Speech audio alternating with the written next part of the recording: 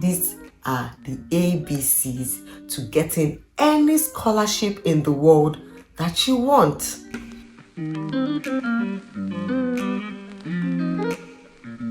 Hi guys, welcome back to Uza's Tribe. This is my YouTube channel where I talk about life, graduate school, scholarships, share my vlogs, which I've not done in a long time by the way, and just, share from the knowledge that I have with you. Okay, so if you're new here, welcome. Please hit the subscribe button because I share golden nuggets on this channel. If you are an OG, a triber, welcome back, my triber. Today I'm going to be giving you the ABCs. It's a very serious video because a lot of people, I've noticed that when I post videos about scholarships and all, I keep seeing questions like, how? I'm interested. And what do we do now? Even when I post the link in the description box, a lot of people, and I post exactly what is required, a lot of people still don't know what to do. So it's clear that a lot of people need some sort of ABC step to applying for scholarship. So I am here for you. Now, if you want to apply for a scholarship, these are the ABCs to getting any scholarship in the world that you want. The first thing you do is assess your eligibility. Now, there are very many different scholarships. There are thousands and thousands of scholarships offered by schools, by scholarship bodies, by governments, just research labs, a lot of scholarship, private individuals, NGOs. Scholarships are everywhere. How do you now know? Where do you start? Where do you begin? The first thing to do is to start with a Google search. Yes, there are very many different scholarships in the world, and these scholarships are divided into different types. There are scholarships that they give you because it's a need-based scholarship. So they give it to you because you don't have the money. These people they care about people that are from developing countries, people that don't have money, people that would otherwise not have the opportunity to get this scholarship if they don't get the get education rather, if they don't get the scholarship, right? So they are called needs-based scholarships. Then there are scholarships called merit-based scholarships. These ones are like academic scholarships that are, oh my god, this person is bright, this person is sharp academically. This is for like all them first-class people, 2-1 people. This is that type of scholarship, right? So if you're 2-2, if you get a 2-2 or a pass or whatever, you might not really get this kind of scholarship. Then there are scholarships that are for leaders. There are scholarships that want to see initiative, innovation, leadership, and all of that. And then there are scholarships that are maybe for a specific demographic. Like they'll say, oh, this is for women. They'll say, oh, this is for people in STEM. They'll say, oh, this is for people in education. They might say, oh, this scholarship specifically for people like artists, people in the arts, creative arts industry, and all of that. So before you even want to apply for a scholarship, you have to sit down and ask yourself, who am I? Am I a creative? What is my result? Right? Especially if you're applying for a postgraduate scholarship, even an undergraduate scholarship, most times they'll ask you, your SSCE, you should have these 5 A's and these 2 B's. So ask yourself, what kind of scholarship do I want? Who am I? As you're watching this video now, get a paper and start writing down, who am I? You write down your school, you write down what you graduated with, you write down your course, you write down, what you've been doing since you graduated. Is it related to your course or is it not related to your course? You write down all the things you've helped people do in your community, all the leadership things you've done, all the volunteering in your church, in your mommy's school, even in your office, all the extra things you do that are not within your job description, or even if they are within your job description, you do them so excellently well and you went beyond. Write everything down. Ask yourself, this is who I am. Now, what do I want to do? So you ask yourself, what do I want to study? This scholarship now, what do I want to study with this scholarship? I want to study environmental engineering. I want to study XYZ. I want to study XYZ. Once you've figured out, you've written your profile. Remember, we're still on A, assess your eligibility. You've written your profile, right? You have written what it is you want to go and study. You've written the kind of countries you want to go to. I don't mind UK. I don't mind US. I don't mind Australia. I don't mind New Zealand, I don't mind Ireland. Once you've written all these things down, because writing it down helps make it cleaner, makes it clearer. Once you've written everything down, you go to the next stage, which is searching for scholarships online. A simple Google search. Maybe you're looking for a scholarship in environmental sustainability, for example. You go to Google and search for scholarships in the UK on environmental sustainability. You can say schools in the UK that offer scholarships, that offer a degree in this, and offer scholarships. You can say, oh, schools for 2-2 students, schools that accept 2-2 in the UK or in the US that offer scholarships. Once you've searched for this, a lot of options will pop up.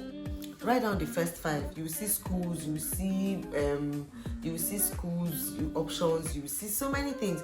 Write down the first 10. Right? Now this is where accessing your eligibility comes in. Now you go to those schools, you go to their You go to their website, you click on the school, you check, go to their postgraduate, you search, postgraduate degree, environmental sustainability. Then you check eligibility. Oh, they say you must have a 2-1, they say you must have a this, they say you must have a that, they say you must. If you are eligible, if you have all those things or most of those things, right? Because some schools might be willing to waive some things for, they might be willing to waive a 2-1 if you have acceptable work experience. Once you have seen, oh, I have this, I don't have this, but they're willing to waive this, you are good. You do the same thing for scholarships. So by the way, after checking for schools, you check the scholarship, you check their eligibility. Oh, they say you must come from so and so country. Check, I come from there. You must not be more than 35. Check. You must not do this. You must have a passport. Check. Once you've done eligibility for schools, eligibility for scholarships, now we will go to building your profile. The B, building your profile and your application. Right? Now, to build your scholarship application, there are some documents that you must prepare and that you must have. If you don't have it, I'm sorry, you have no business applying for a scholarship in the first place. So if you're applying for an undergraduate scholarship, there are some documents like your SSC result. Some of them will want your A-levels and all of that. You must have that handy. If you're applying for a master's scholarship, there is no how you should not have your transcripts from your university and or your degree certificate, but you must have your transcripts. You must have your academic CV just in case, because some schools and some scholarships will require it. You must have a personal statement. Now, if you don't know what a personal statement is, just scroll down on my page. You see a video. I think I'll just highlight it here as well. You see a video that teaches you what it is and how to write a good one. You've built your documents for application. You have to build your profile. So you now ask yourself, okay, what are the things now? What is the basic thing that they need for scholarships that I must have that I don't have? Oh, I must have volunteering experience. In the next few weeks, you can look for a church near you that do something. If there's a church, you want to study environmental sustainability and there is a church near you, or there is an NGO close to you that does clean up every Saturday, you go and join them, sign up. Join them just so you can have things that you can say, oh, I've done this in my community, I've done that in my community. If you want to study education and you've not done anything in education or you've not volunteered in any way, you've not helped, if you see an NGO that maybe teaches like UREL, we do that, we have a literacy project, my non-profit, teaching children for free and all of that. Join them. Build yourself, build that capacity, okay? I don't want this video to be long, so I'm going to move to the C. And the C is complete your application. Now you go onto this school website. It is always so straightforward. You see apply. You click on search. You search postgraduate courses. You search for the name of your course, environmental sustainability. Once you go right down to the page, in most of the school portals, you will see where they wrote apply. You click on apply and you begin to fill in your details as honestly and as intentionally as possible. Then you go to the scholarship too. Many of them require essays. You know that for scholarships you should start preparing for, if you want to get into school like 2026, 2025, by now you should be preparing for a scholarship to get into school next year. You start writing. Chevening scholarship, for example, opens in August, September. you should already start writing your essays by now, so that by then you're relaxing, you're polishing the essays you've already written. Start writing all your essays, because many of the scholarships open around the same time, so you might not have time to write all your essays at that time. Okay, so once you have completed your application, you follow up.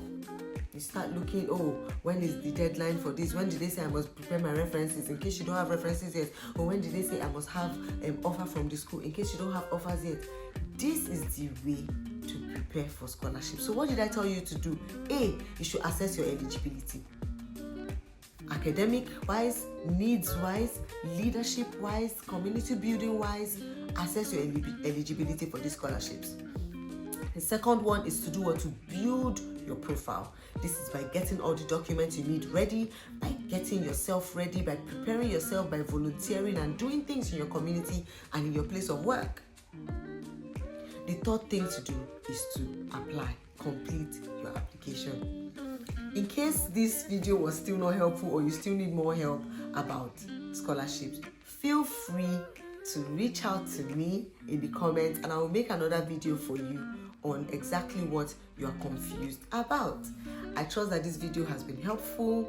Please, if you have not subscribed to my channel, please do well to subscribe. These are the things that keep us going. Subscribe, like, share my videos, and of course turn on the notification bell so that you can be notified whenever I make a new video. Bye.